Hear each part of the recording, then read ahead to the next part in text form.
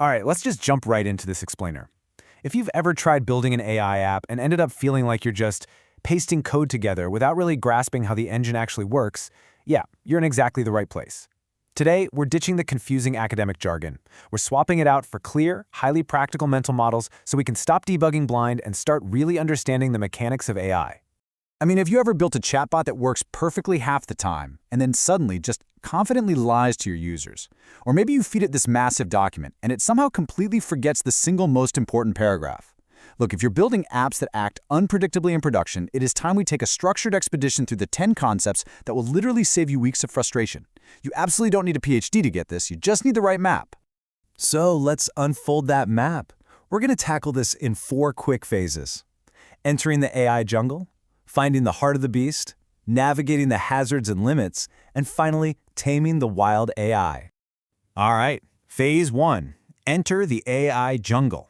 We're starting right at the trailhead to establish the fundamental physical laws of this whole environment. Because to build reliable systems, you first have to deeply understand how AI actually reads and perceives the world. Here's the thing. AI does not read words the way you and I do. It reads tokens. Think of tokens as tiny pebbles scattered on the jungle floor. Sometimes a token is a whole word. Sometimes it's just a chunk of a word, like ing, and sometimes it's literally just punctuation.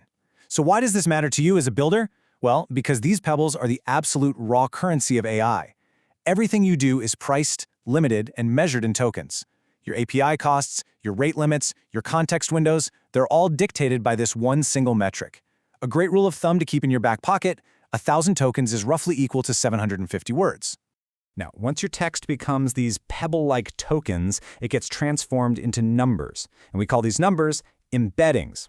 Embeddings map out concepts in this massive mathematical space where similar meanings sit really close together. It's why the word doctor sits right next to nurse. But apple, the fruit, that's planted miles away from Apple, the tech company. See, AI doesn't understand meaning at all. It understands mathematical distance. So if you're building a search feature or a recommendation engine, you're going to hear the term vector database thrown around constantly.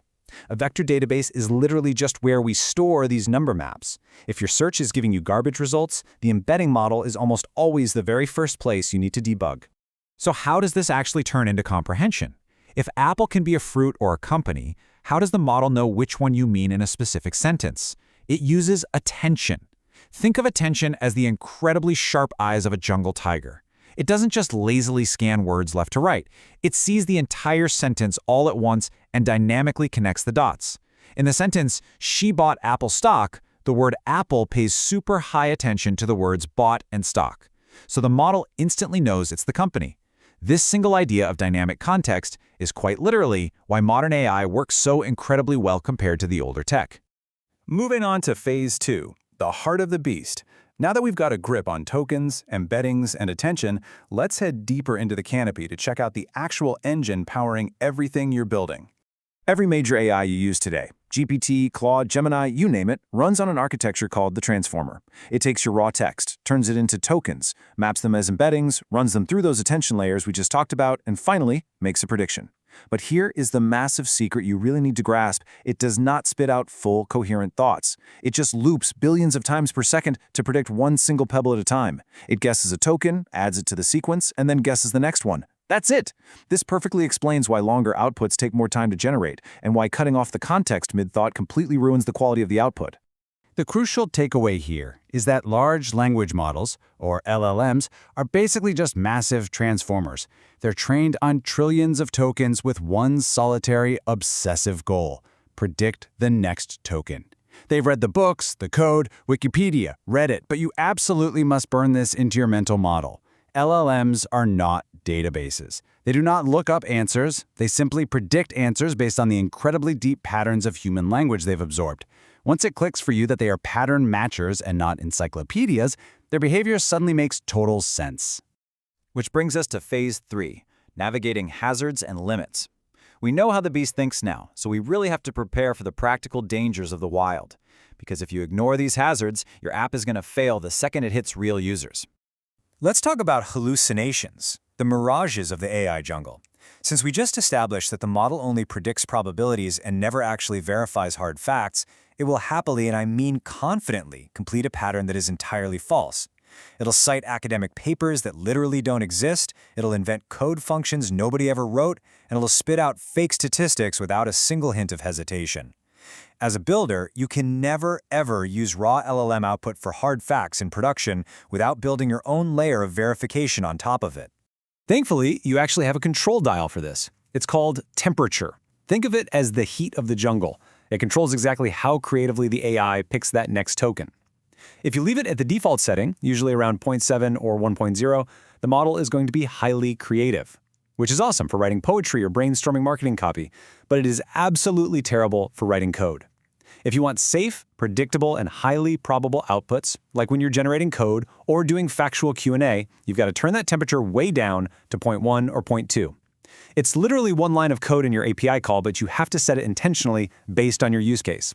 Now let's look at the model's working memory. We call this clearing the context window.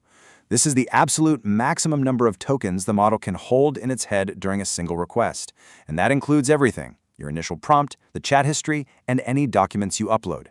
Different models have vastly different limits here, from 128,000 tokens in GPT-4o all the way up to a massive 1 million tokens in Gemini 1.5 Pro.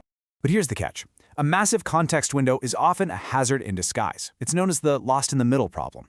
The beast pays very close attention to the very beginning and the very end of what you feed it, but it frequently just ignores the information sitting right there in the center. To survive this, you have to aggressively manage your instructions. Put your vital system rules right at the top. Place the crucial context immediately before the user's question at the bottom, and honestly, try to chunk and summarize long documents instead of just blindly dumping giant PDFs in all at once. All right, final phase. Taming the wild AI. This is where we stop just surviving and start engineering systems that actually do the heavy lifting for us. We're leveling up from single, simple prompts to complex, highly capable architectures. To stop those hallucinations we talked about, we use a pattern called RAG, or Retrieval-Augmented Generation. Imagine you're training scout monkeys to go fetch real specific data from outside the jungle. Instead of letting the AI answer from its fuzzy, probabilistic memory, RAG intercepts the user's question, searches your specific company documents using those vector embeddings we learned about earlier, and then hands those exact factual documents to the AI to form its answer. This drastically reduces hallucinations. Plus, it means you don't have to keep retraining an incredibly expensive model every time your internal data changes. And that brings us to the absolute pinnacle of our expedition: AI agents.